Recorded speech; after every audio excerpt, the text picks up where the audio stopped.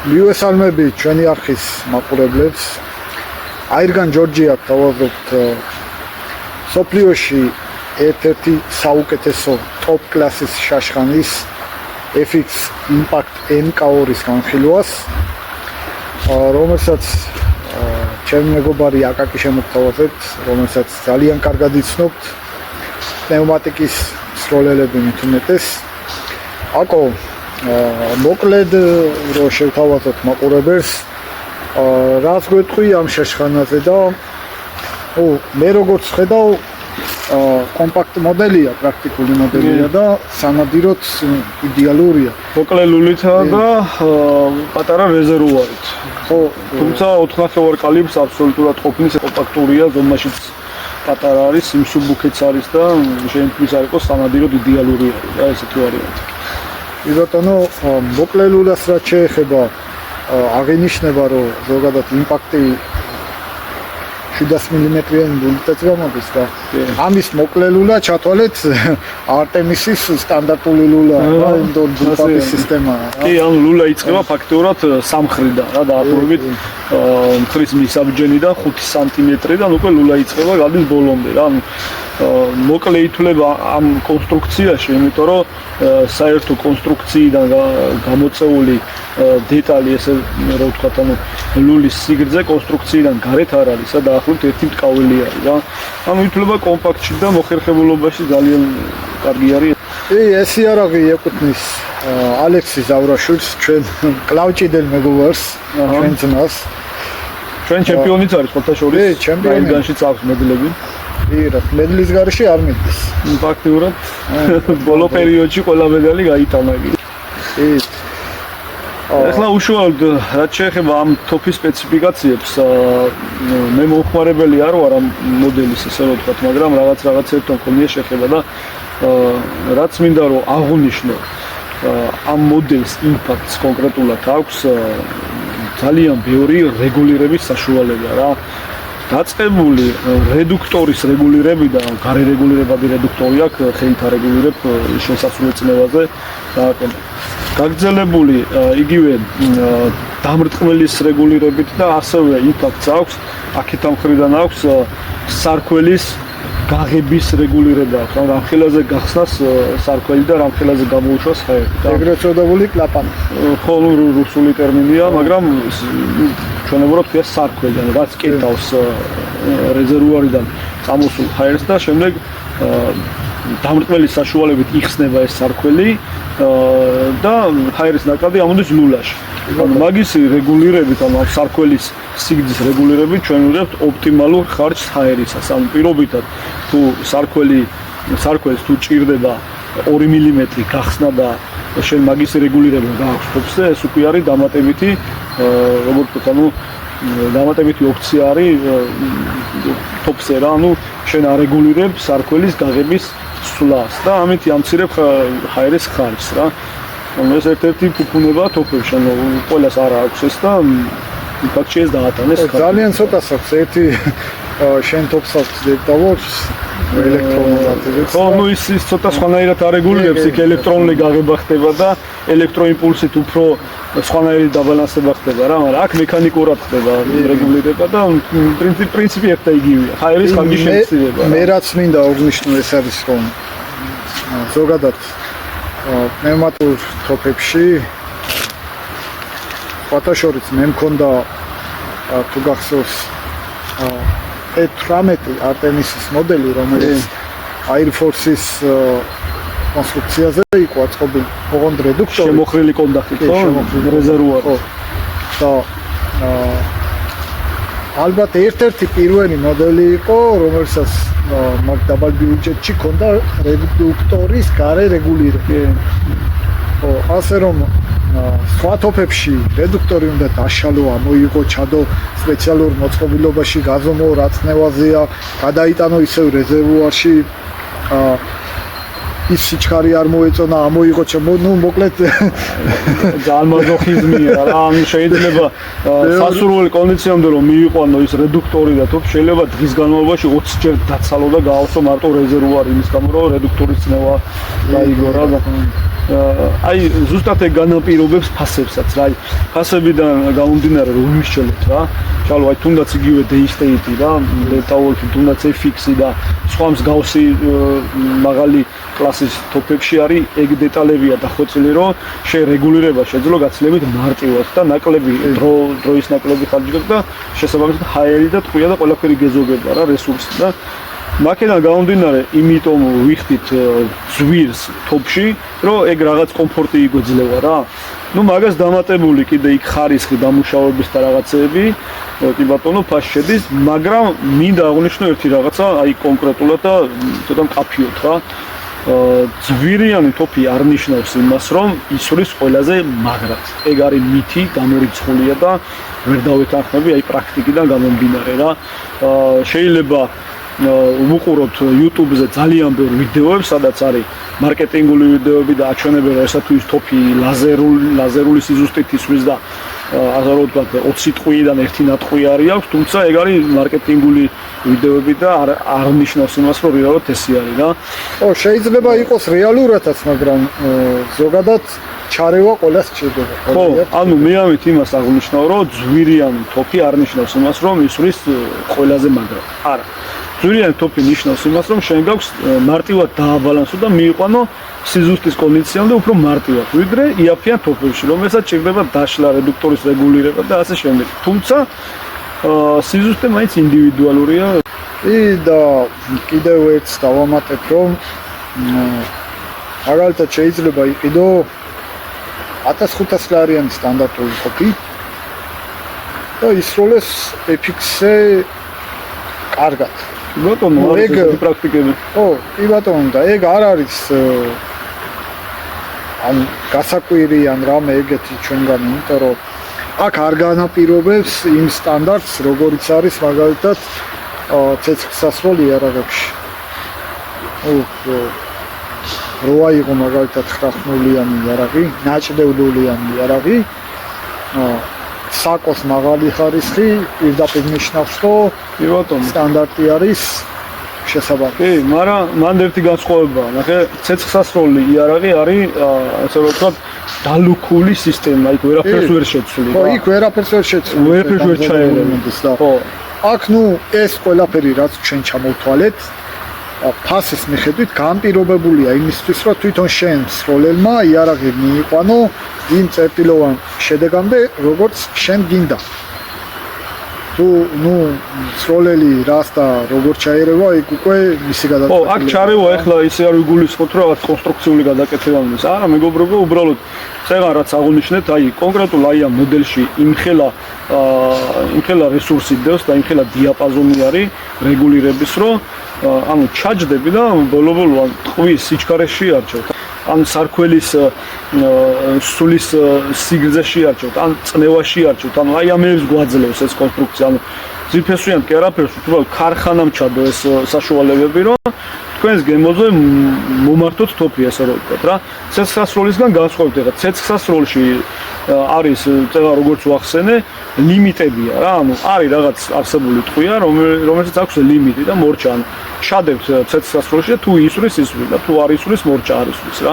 აი პნევმატიკაში ესე არ არის. პნევმატიკა გვაძლევს ძალიან დიდ საშუალებებს, რომ ჩვენს ჭკუაზე მომართოთ ტოპი რა.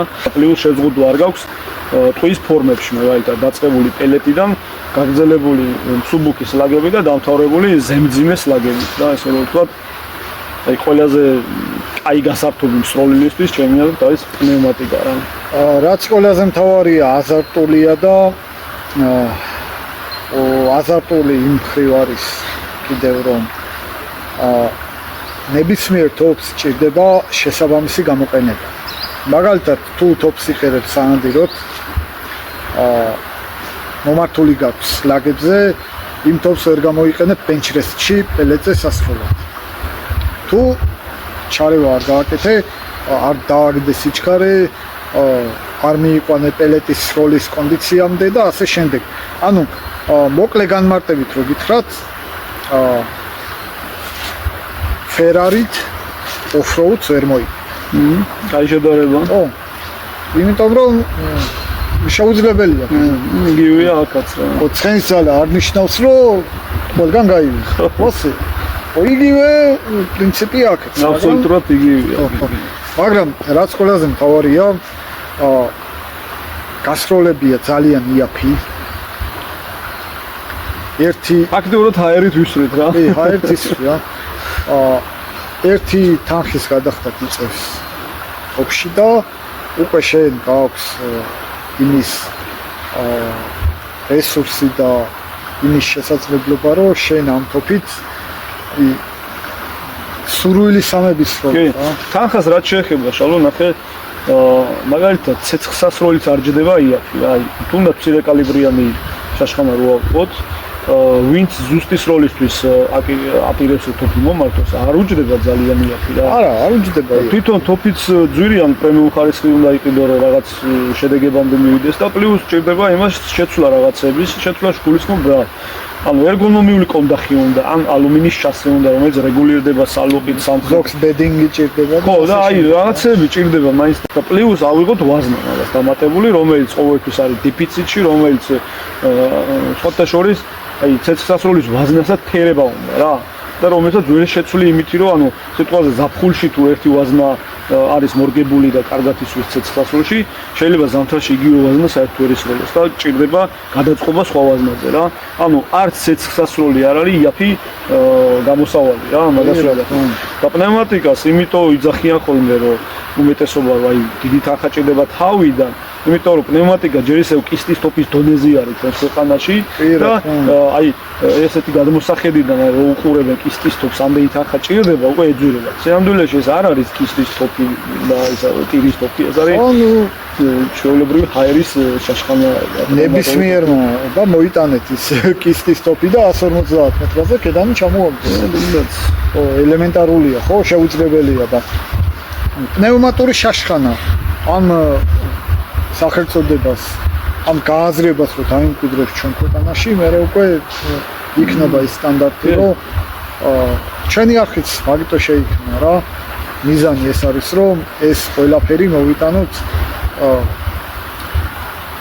თქვენამდე იმ განხრით და იმ სტანდარტით, რაც სხვა ქვეყნებშია მაგალითად, რაც სწორად არის მიჩნეული ზოგადად. ну სხვა ქვეყნებზე ეს დავამატებ და აღნიშნავ რომ ზოგადად სხვა ქვეყნებში მთლად თავისუფლება აქვს პნევმატიკას რო იქ არამც თუ რეგისტრაცია შეიძლება არ იყოს საჭირო არამედ აი კალიბრებშიც არ ხდება განხილვა ანუ ჩვენთან რომ მხოლოდ 4 ნახევარი კალიბრი არის დაშვებული აი მაგალითად ამერიკა იმიტომ მომყავს რომ აი ყველაზე დახვეწილი სასროლ სისტემებში თოფებში და შაშხანებში ამერიკა არის რა დღესდღეობით ლიდერი არის ან ყველა სახის იარაღში ესე რომ ვთქვათ მათ შორის პნევმატიკაში. აი ამერიკაში მაგალითად 4 ნახევარი კალიბრს აღარ ცნობენ რა. მაღაზიაში რო შეხვალ ანუ აი FX-ის ყიდვა რომ მოგინდეს ახლა ახალი M4-ის ხო? M4-ს ვერ იყიდო. 4 ნახევარი კალიბრში ვერ ნახავ. ფიზიკურად უნდა დაუკვეთო იმის გამო რომ აი ჩვენთან საქართველოში მეტი არ არის და მაგის გამო რა. უწევს ძალიან დიდი წვალება ესე რომ ვთქვათ რა და ეგ არის ძალიან დიდი ხელის შემშლელი ფაქტორი იმ ხრივ რომ როგორც ესეთი ანუ როგორც სპორტულის როლა რო განვიხილოთ ანუ ასამარებს ეს კალიბრი რა იმიტომ რომ წინსვლა აღარ გაქვს და არ გაქვს განვითარება რა თქმა უნდა ჩვენ კლუბს აირგანს მაგალითად გვინდა რომ მივიღოთ საერთაშორისო ტურნირებში მონაწილეობა ბატონო მაგალითად Slack Challenge-ში ბრიტანეთში ტურნირი ჩატარდა რომელიც 50 მეტრიდან 350 მეტრ დისტანციამდე იყო დაფუძნებული და გეგმარებული და იქ გამოდიოდნენ ყველაზე მცირე კალიბრი იყო 5 და 5 მე მგონი უმაღლესი არა ხო 25-30 კალიბრი მონაწილეობდა ძირითადად რა და აი შენითაც რომ მოგინდეს ადამიანს და მიიღო იქ მონაწილეობა შენი ხარჯებით რამე 4 ნახევარი კალიბრის შაშხანით ფიზიკურად ვერ გახვალ ანუ გახვალ მაგრამ დამცირების საგანი არის რა იმიტომ რომ აი რაღაც თითიდან გამოწვეული შეზღუდვით მიდიხარ იქ და ანუ იმათ უკვე განვლილი აქვს ეგ თემა ისე რომ ანუ მიდიან ულიმიტო კალიბრის პნევმატურებს, რომლებიც საწარმოებენ, რა ქვეყნებით საწარმოებენ, ბრიტანეთი, ან ამერიკა, სიტყვაზე და შვედეთი, ჩეხეთი. ხო, აი კალიბრს არ აწერენ ფიზიკურად იარაღს, იმიტომ რომ აი სასაცილოა მაგათთვის რა, იმიტომ რომ როდესაც იარაღი რეგისტრირდება, იქ მნიშვნელობა არ აქვს შენ რა კალიბრი გინდოს. 4.5 გექნება, 5.5, 25 თუ ასე შემდეგ. იარაღი რადგან არის შენზე გაფორმებული, იქ კალიბრი არ უნდა იყოს შეზღუდვაში რა. ძალიან არალოგიკურია ის მიზეზი, რომ ანუ დაუშვათ თქვათ, რომ აი 5.5 გაცილებით მაღალი ენერგეტიკა და აი სიტყვაზე დამაზიანებელია, მომაკვდინებელია. არა, რატო კაცო, როცა მივდივართ გაფორმების აგენტოში, აი 308 კალიბრის ჩვეულებრივად ვიფორმებენ და 308 კალიბრის ენერგეტიკასთან პნევმატურის ყველაზე მაღალი კალიბრი რო აიყო, იმ მესამედიც არ არის იმის რა ენერგეტიკაში და შესაბამისად ხო, აი არალოგიკური შეზღუდვა არის ჩემი აზრით და აი მე მგონი შესაძლებელია რაღაცეები, რომ კონდეს წინსვლა და განვითარება აი თუნდაც სპორტში რა ესე რომ ვთქვა და არ ვიძახით ეხლა ნადირობა საერთოდ არ ჭირდება 30 კალიბრი. არა, 4 და 5-ით სტანდარტულად ჩვეულებრივ ნადირობ. 5 და 5-ით ჩვენ ქვეყნის ნადირებ რო იყოს დარეგისტრირებული. ხო, ანუ ინადირებ, კი ბატონო, მაგრამ რას ვიძახი ნახე, როდესაც ჩვენი ქვეყანა რო გავითვალისწინოთ თავის რელიეფთან მდებარეობები მდგომარეობით დიდი კალიბრით ეხლა აი ფრიველზე არ წახვალ ფიზიკურად არ დაგჭირდება რა. ანუ შეიძლება ინადირო 4.5 და 5.5-იც, მაგრამ იმის ზევით აღარ გჭირდება.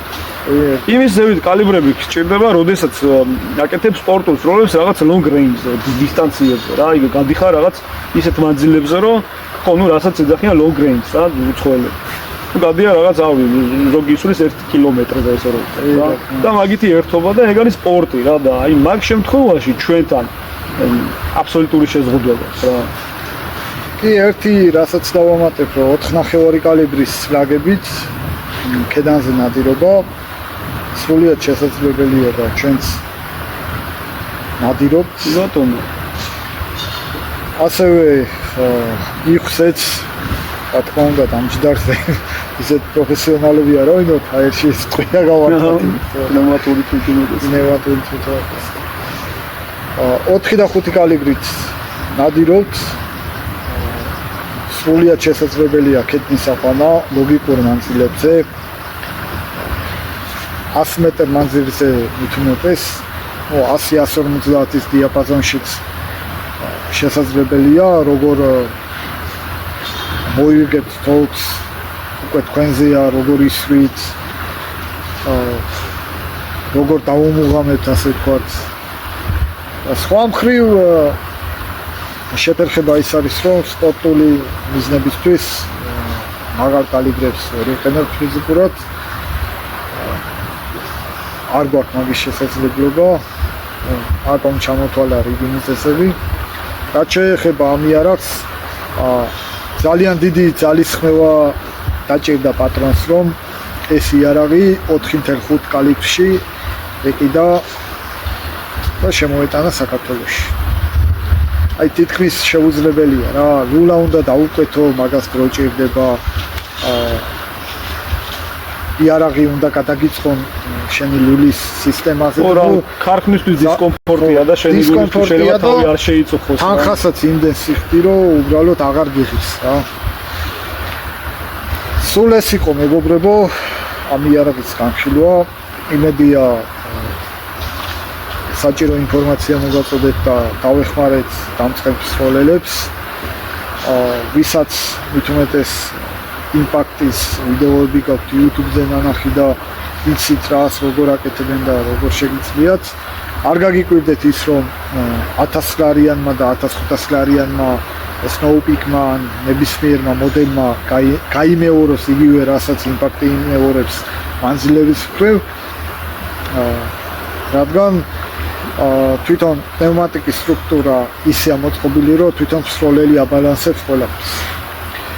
დიდ მადლობას მოგიხდით, გამოიწერეთ ჩვენი არხი, მრავალ საინფორმაციო ვიდეოს ნახავთ, მრავალ ნადირობის ვიდეოს ნახავთ და მადლობელი ვიქნებით თუ რამით დაგეხმარებით და ჩვენი კარი აირგანჯის კარი ღია შემოგვიერთდით ჩვენ ტურნირებში ისროლეთ გაერთეთ, გამოცდილება მიიღეთ, იარაღთან, ოპტიკასთან ყველანაირი კომფორტია შექმნილი და გავით, გეპატიჟებით. აბა